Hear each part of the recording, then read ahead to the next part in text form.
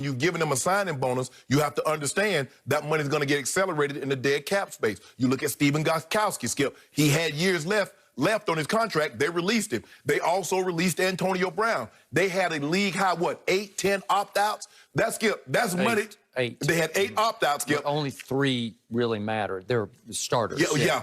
And so that's Hightower was what, $10, $11 million? Chung is money. All that money is going against your cap, even though they're not playing. You got $26 million in dead cap with 3 guys that's no longer on your roster. 2 of those guys are in Tampa now. Gostkowski is in Tennessee. So, Skip, look, we all understand that. Normally what happens is teams like to go for it, especially if they have a rookie quarterback, kind of like what Kansas City did. But that balloon payment, we talk about this, Skip, the housing market, that balloon payment is going to come due. We saw the Rams go for it, Skip, and they ended up having to release Todd Gurley. They released Aqib Talib. They traded Brandon Cooks. Well, they traded Talib to Tampa. They ended up releasing Todd Gurley. Those are sacrifices, but those are good sacrifices. Skip, it's hard for me to believe there isn't 31 other teams that would have done exactly what Coach Belichick. If somebody said, you know what, you're going to win 3 Super Bowls in a 5-year span, but the next couple of years is going to be real lean for you guys. Skip, who turns that down? Jerry Jones will go another decade, Skip, and win 5 games per decade if you give him 1 Super Bowl. If you give Jerry Jones 1 Super Bowl in the next 5 years, he'll say, I'm good. No, you can take me now. Coach Belichick is right. That's not an excuse. He thought they were going to be better defensively, and he says, you know what? We're going to play lights-out defense, and we're going to run the football, and we're going to get away with it. But, Skip, the talent level is not what it was after all these defections, after a lot of these guys left via free agency. So, but Coach Belichick, man, hey, I know a lot of coaches, a lot of teams would trade places with you right now to be 2-5, coming off 3 Super Bowls in a 5-year span. I'll buy that. Let your Cowboys do that. Here's what really happened. It's not like Bill Belichick went into the free agent market and threw a bunch of money around 5 years ago and then the balloon payment came due, because he didn't. He did it one time for Stephon Gilmore, and he paid him top dollar for his position, and all he did last year was win Defensive Player of the Year. So that's the one big hit. There are a whole lot of misses. Sanu was such a big miss. He gave a second-round pick for Sanu last year at the trade deadline about 1 year ago, which is today, obviously. And Sanu... I first guessed that one, Skip. I told you. You did, but he had piano on back, then he hurt his ankle, and he couldn't run anymore. He just couldn't run.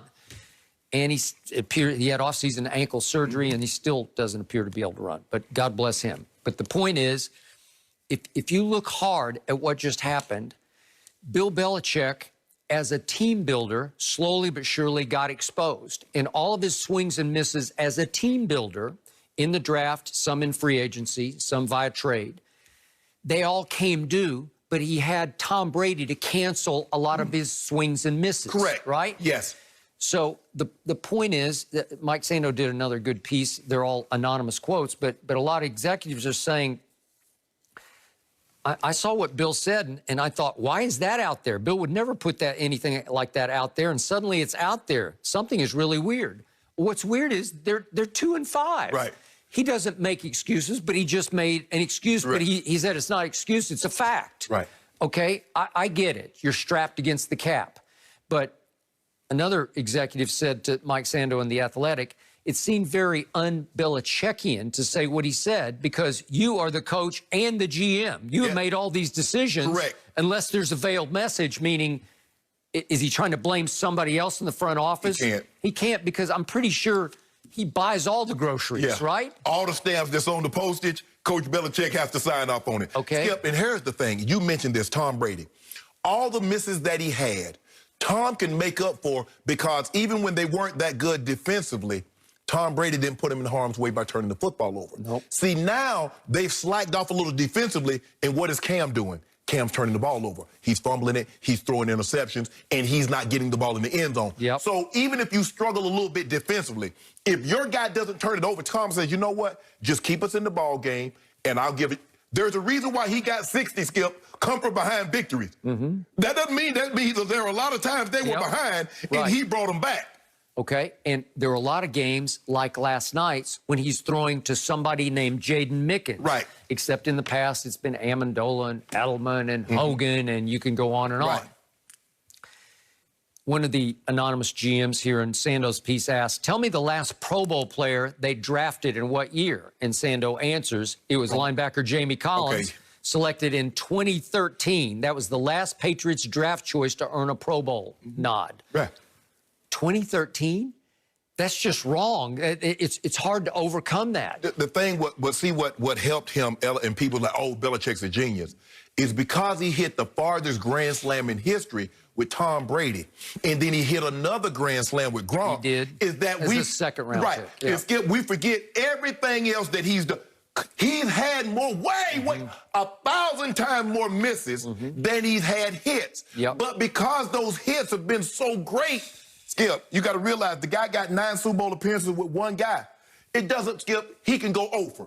Every guy that he has, he doesn't have to have another Pro Bowler. He doesn't have to have another All-Pro. He doesn't have to have a guy do anything. He drafted Tom Brady and he drafted Gronk. 2 guys on the All-Century team. All is forgiven because he has 6 Super Bowl wins in those 2 guys. Skip, this great team builder, what? He's been taking everybody else's misses and making something out of. That's what he's done mostly, Skip. Yep, I agree. I will give you this. He is an all-time great defensive football coach. Yes. You can argue he's the greatest defensive football coach. It's just a coordinator of his defense because he was always the mastermind behind it. He also enjoys just finding cogs for his system. Not star players. These are players who do what he needs to get done.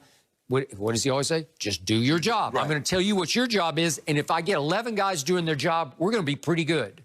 That elevates him, Skip, because when you coach LT, you're not getting any credit. Nope. Hell, I could have coached LT.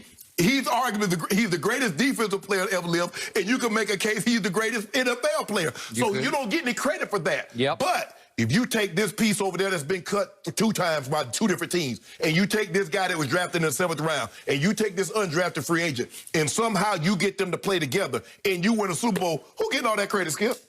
I give Tom Brady this. Tom Brady is a chef on chop. He'll take a lot of different ingredients that ain't got no business being together, and he'll make that meal palatable.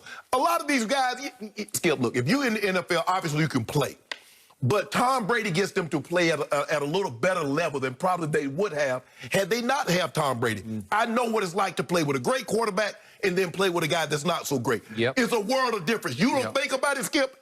I didn't realize it until I wasn't playing with John Elway. It's the little things. The way he puts the ball in your hands, give you an opportunity to run. He puts the ball right between the 8 and the get up in your shadow. How about the confidence when you just break the huddle with John Elway? Man, when I went on the field, oh, we gonna win this today. That's what I'm saying. you leave the locker room, well, we got this. You got 7, they don't have 7. They don't got him. Okay? We get down 10 points, we get down 14, okay, we good. How many times in New England did a bunch of average football players run onto the turf thinking, we got 12. Exactly. You don't have 12. We're going to pull this off. It's the same, and that's what great ones do, Skip. You look at Michael Jordan. Michael Jordan, early in his career, Skip, they won the game. They're like, man, they got Jordan. We can't beat them. They got Magic. We can't beat them. They got Bird. When you have a historically transcendent great player, it gives everybody else confidence. Skip, think about it. What they say, everybody in the East. Man, they got Braun. We can't beat them. You got the guy they traded from Toronto, DeMar DeRozan. He said it's hard to get past. Don't bring his name up on the show. I can't take it. DeMar DeRozan said it's hard to get past that mofo. He said, y'all think it's easy, but y'all see what he did when he came to the West? He said it's not easy. Come on, Skip. Look at those guys. Matthew Dellavedova ain't got no business going to the NBA Finals unless it's as a correspondent for Australian television. He in the finals game as a starting point guard. But he made in game 2, it was that they won. He made the putback. He made the putback and he made 2 or 3 big little plays. He was pretty good. I mean, he's a smart, crafty. I don't believe as good as Edelman turned out.